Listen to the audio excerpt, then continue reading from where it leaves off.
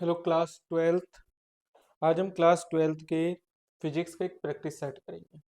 ठीक है, जिसमें हमने कुछ इम्पोर्टेंट क्वेश्चन लग रखे हैं इसमें, जिसमें एमसीक्यूज 1 मार्क्स 2 मार्क्स और लॉन्ग क्वेश्चन भी इसमें ऐड है। तो चलिए स्टार्ट करते हैं क्वेश्चन नंबर 1 से। क्वेश्चन नंबर 1 है, when a body is connected to the earth the electrons from the earth flow into the body, it means that the body is. ठीक है, जब हमारी बॉडी कनेक्ट होती है किसी अर्थ से, और electron from the earth, electron earth के इलेक्ट्रॉन से flow into the body, it means that the body is unchanged हो जाती है, इंसुलेटर हो जाती है, पॉजिटिवली चार्ज होती है, नेगेटिवली चार्ज होती है। तो आप कहेंगे तब हमारी बॉडी पॉजिटिवली चार्ज होती है। ठीक है, कैसे चार्ज होती है? पॉजिटिवली। नेक्स्ट है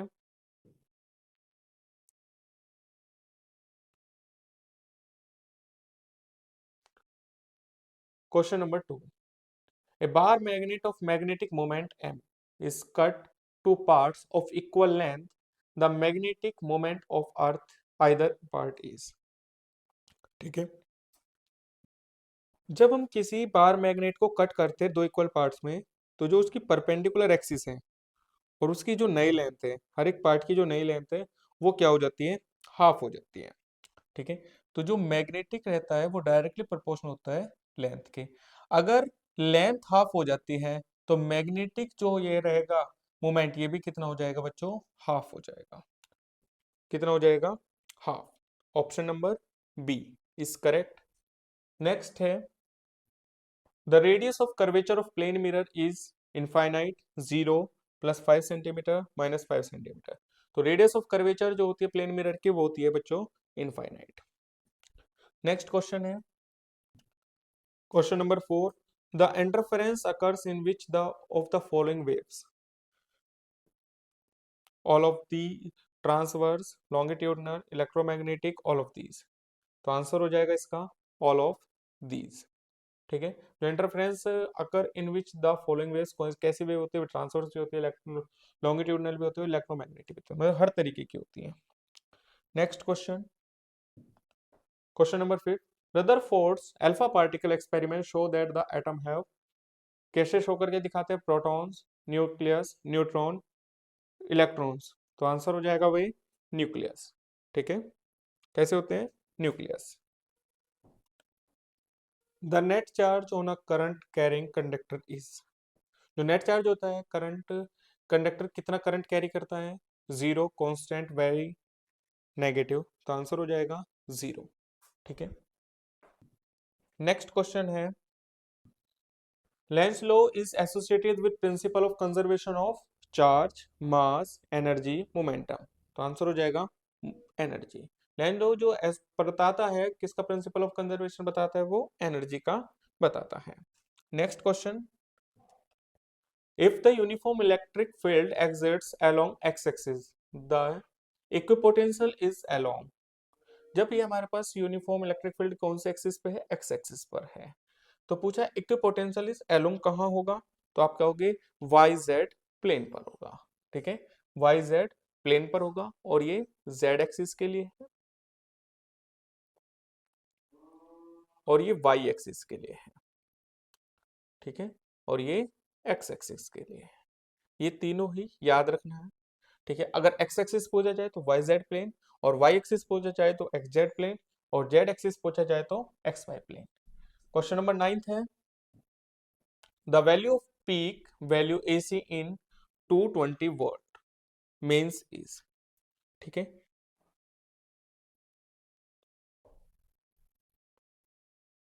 तो करते इसे। तो पीक वैल्यू पूछे, V peak is equals to होता है VRMS इंटू √2। RMS कितना है? 220 इंटू √2, तो हो जाएगा 220 √2 volt. Option is C correct. Next है, if momentum of particle is double then its de Broglie wavelength will. अगर मोमेंटम पार्टिकल का मोमेंटम डबल हो रहा है तो डी ब्रोगली की वेवलेंथ क्या होगी? ठीक है, जो वेवलेंथ होती है वो इनवर्सली प्रोपोर्शनल होती है किसके बच्चों? मोमेंटम की। अगर हम मोमेंटम को डबल कर दे तो वेवलेंथ कितनी हो जाएगी? आप कहोगे हाफ हो जाएगी। कितनी हो जाएगी? हाफ। ठीक है, next question, how does oscillating charge produce electromagnetic waves? तो पूछा है ऑसिलेटिंग चार्ज प्रोड्यूस कैसे होता है इलेक्ट्रोमैग्नेटिक वेव्स में। तो आप लिखेंगे एन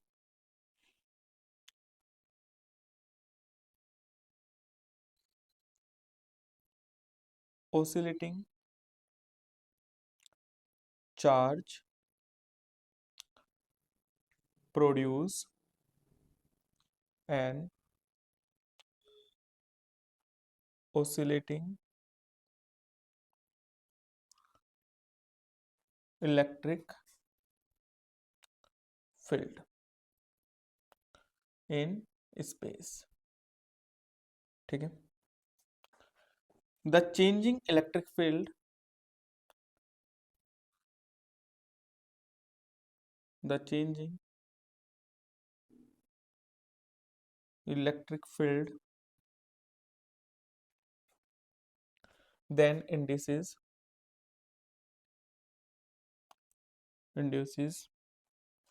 an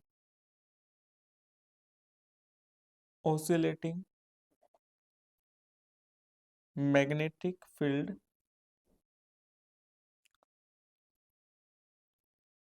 perpendicular to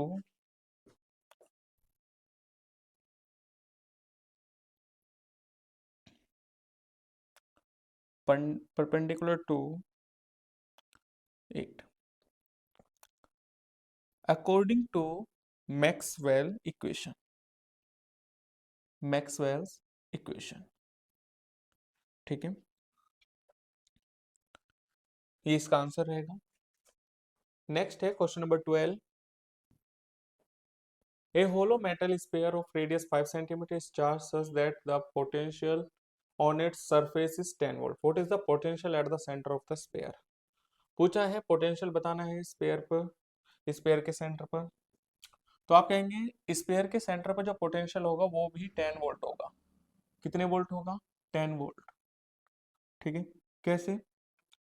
तो आप लिख सकते हैं a hollow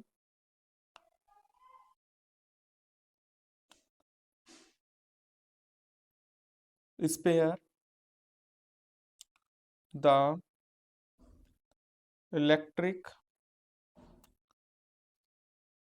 field inside the sphere is 0। कितना हो जाएगा बच्चों? 0 हो जाएगा। ठीक है, अगर ये 0 हो जाएगा तो इलेक्ट्रिक पोटेंशियल जो रहेगा वो कांस्टेंट रहेगा through that the entire region में is equal to the potential on the surface. और ये क्या हो जाएगा? जो पोटेंशियल सरफेस हो जाएगा वो potential centre of the sphere के इक्वल हो जाएगा। नेक्स्ट है question number 13, two identical cells each of EMF E having negligible internal resistance are connected in parallel with each other axis and external resistance R. What is the current through this resistance? तो हमारे पास current पूछा है, तो हम यहाँ पे according to Ohm's law लगाएंगे। According to Ohm's law, Ohm's law क्या होता है? V is equals to I R, ये होता है, और I is equals to V upon R total. ठीक है, जो हमारे पास एक्सटर्नल रेजिस्टेंस है वो कितना है बच्चों? आर है, और ईच ऑफ ईएमएफ ई कितना दे रखा है हमें? वी ई दे रखा है, I is equals to E upon R. ये हमारे पास क्या हो जाएगा? इसमें करंट फ्लो हो जाएगा रेजिस्टेंस में कितना? E I is equals to E upon R. ठीक है, नेक्स्ट क्वेश्चन है डिफाइन स्टॉपिंग पोटेंशियल। हमें बताना है स्टॉपिंग पोटेंशियल क्या होता है। ठीक है, आप इसे स्टॉपिंग पोटेंशियल या कट ऑफ पोटेंशियल भी बोल सकते हैं, पहले आप ये भी याद रखना, कट ऑफ पोटेंशियल। ठीक है, तो आप कह सकते हैं stopping potential is define as the minimum negative potential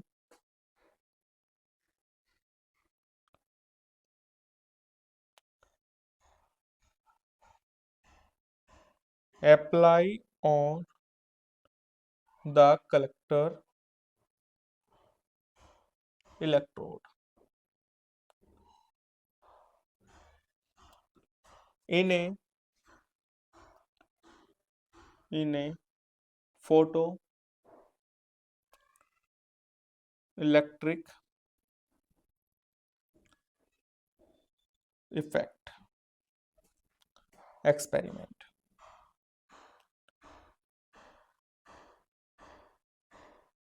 ठीक है, नेक्स्ट क्वेश्चन है, write the expression for the de Broglie wavelength associated with a charged particle having charge q and mass m when it is accelerated by a potential। ठीक है, तो इसका जो expression होता है,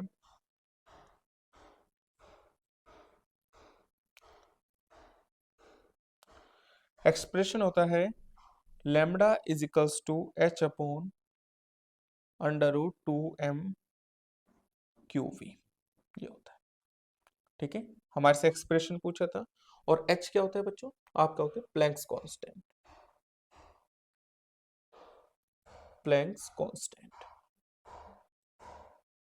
ये इसका एक्सप्रेशन होता है। चलिए क्वेश्चन नंबर 16 है, state two characteristics properties distinguish behavior a paramagnetic and diamagnetic material। ठीक है, पैरामैग्नेटिक और डायमैग्नेटिक मटेरियल की लिखनी है। तो सबसे पहले हम लिखते हैं behaviour in a non uniform magnetic field. ठीक है, इसमें लिखते हैं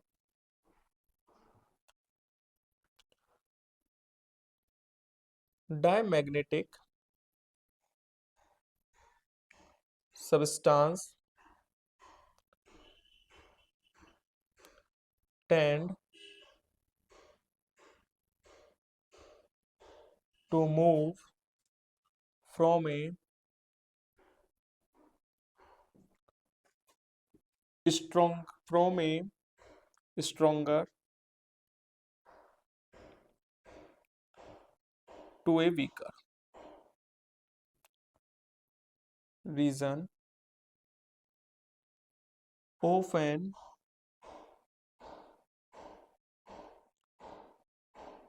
external magnetic field।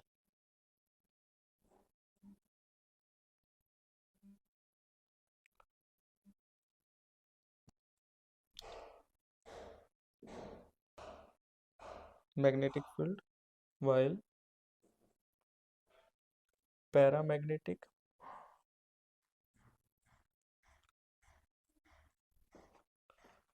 substances tend to move from a weaker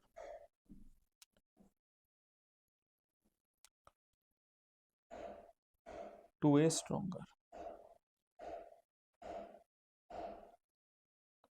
region। ठीक है, सेकंड हम बात करें मैग्नेटिक सस्पेसिबिलिटी की।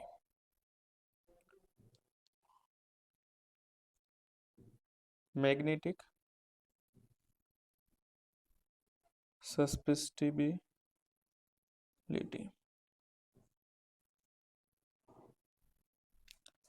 इसे लिखते हो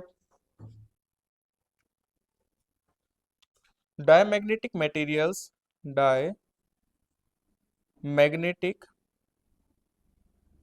materials have a small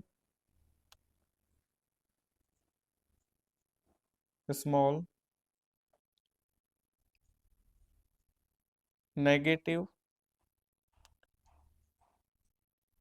magnetic सस्पेसिटिविटी।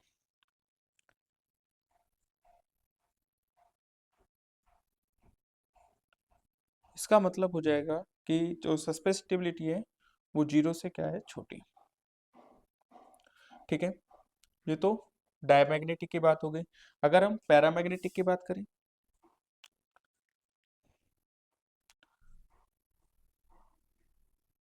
Paramagnetic materials have a small positive magnetic susceptibility।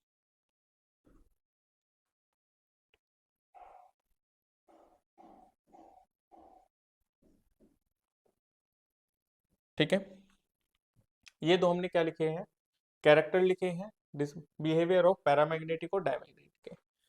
पहला है नॉन यूनिफॉर्म पे और दूसरा है मैग्नेटिक सस्पेसिटिविटी पे। चलिए नेक्स्ट क्वेश्चन है, draw path of ray from astronomical telescope in a normal adjustment. ठीक है, हम इसका ड्रॉ करते हैं पाथ में। एक सबसे पहले हम ऑब्जेक्टिव लेंस बनाते हैं और एक बनाते हैं आई लेंस। ठीक है,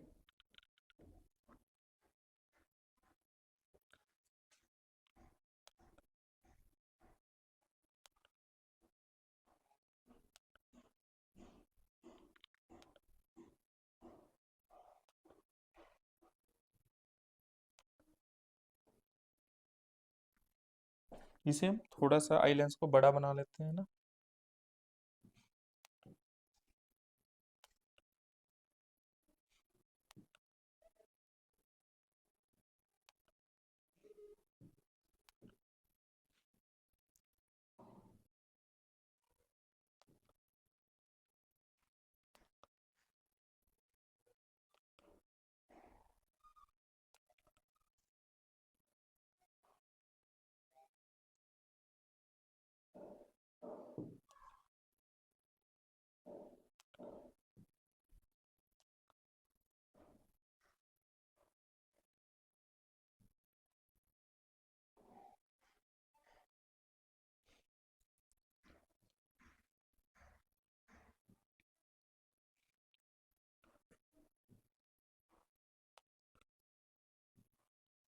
यहाँ पे एंगल बनेगा अल्फा। ठीक है, ये कैसा है, ऑब्जेक्टिव, ऑब्जेक्टिव, और ये है आई, आई पीस। ठीक है बच्चों, अब इनकी थोड़ी डिस्टेंस की बात कर लेते हैं। यहाँ से यहाँ तक की जो डिस्टेंस रहने वाली है वो F O, focus length objective की, और यहाँ से यहाँ तक जो है ये एफ की। ठीक है, पूरी यहाँ तक रहेगी ये।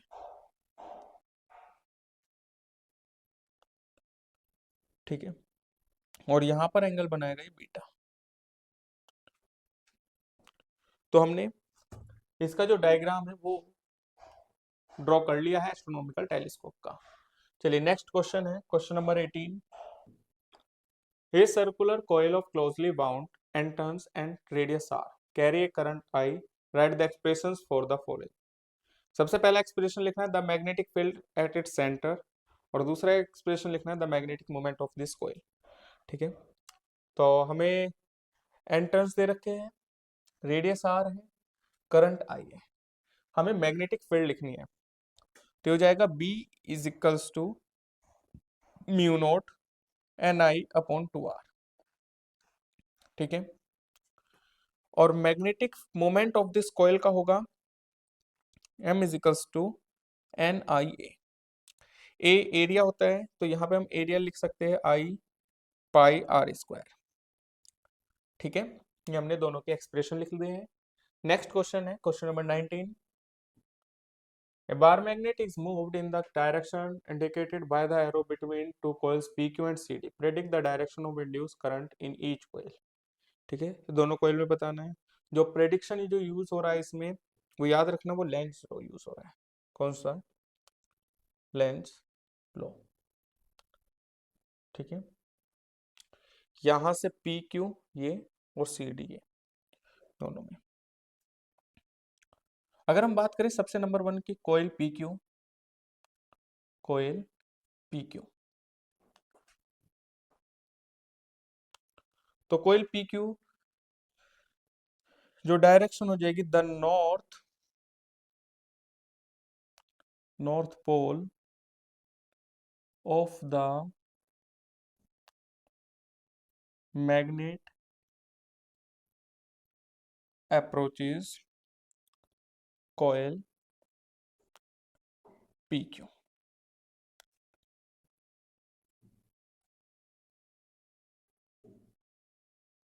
The magnetic flux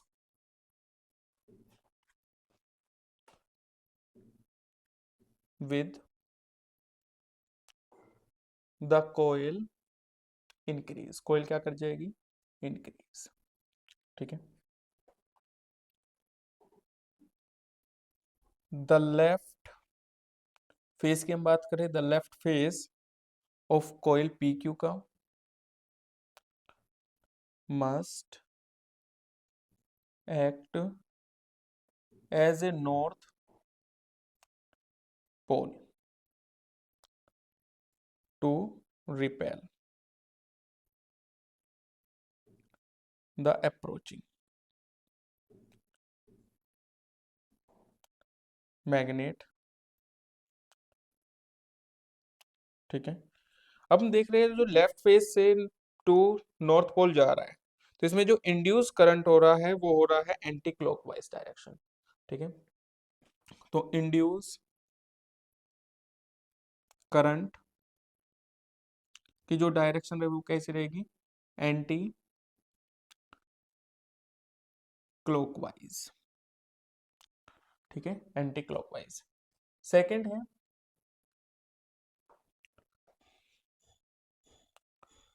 coil CD, ये, ठीक है। तो हम इसमें देखिए जैसे नॉर्थ पोल पे था ऐसे साउथ पोल पे कैसे जा रहा है, इसमें south pole, the south pole, ठीक है। सेम वही इसका अपोजिट है, और जो इसकी जो इंड्यूस जो करंट रहेगा इसका, इसका करंट रहेगा बच्चों क्लॉकवाइज, कैसा रहेगा, क्लॉकवाइज, ठीक है। तो हमें पूछा था इनका इंड्यूस करंट बताना है ईच कोयल का, तो कोयल सीडी का करंट हो जाएगा क्लॉकवाइज और पीक्यू का हो जाएगा एंटी क्लॉकवाइज। वो क्यों, वो देखिए यहाँ पर जो इनकी जो डायरेक्शन है वो इसके अकॉर्डिंग, ये नॉर्थ से साउथ। नेक्स्ट क्वेश्चन है, name the parts of the electromagnetic spectrum which is number 1 suitable for radar system in aircraft navigation. तुम किसकी वजह से, माइक्रोवेव्स की, माइक्रोवेव्स, ठीक है, नेम बता दिया। नेक्स्ट है use to treat muscular strain, वो करते हैं हम इंफ्रा रेड रेस की, इंफ्रा रेड रेज। और थर्ड है use to diagnostic tool in medicine, X ray. Write in brief how this waves can be produce. अब हमें इसे थोड़े से डिटेल में लिखना होगा कि ये कैसे प्रोड्यूस करते हैं, ठीक है। नंबर 1 है माइक्रोवेव्स, तो माइक्रोवेव्स के लिए लिख रहे हैं are produce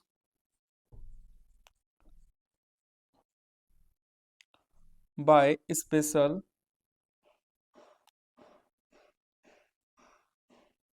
vacuum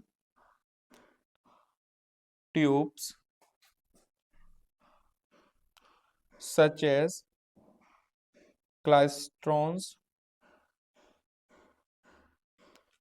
मैग्नेट्रॉन्स, magnetrons and gun diodes, ठीक है। Second use to treat muscular strain कौन सी, हम इंफ्रारेड रेज, तो आप कहोगे are produced by hot bodies, by hot bodies and the vibration and rotation of atoms and molecules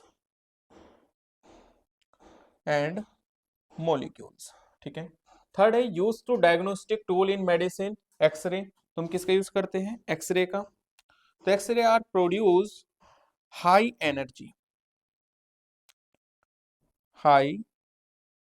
energy electrons are rapidly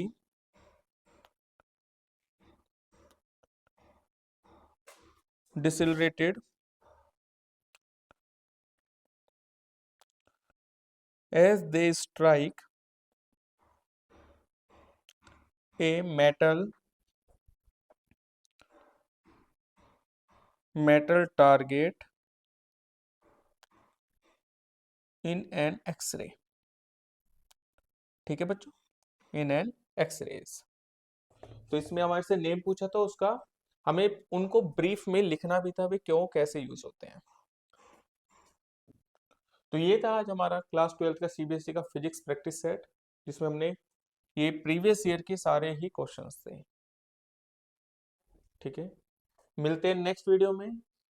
thank you so much.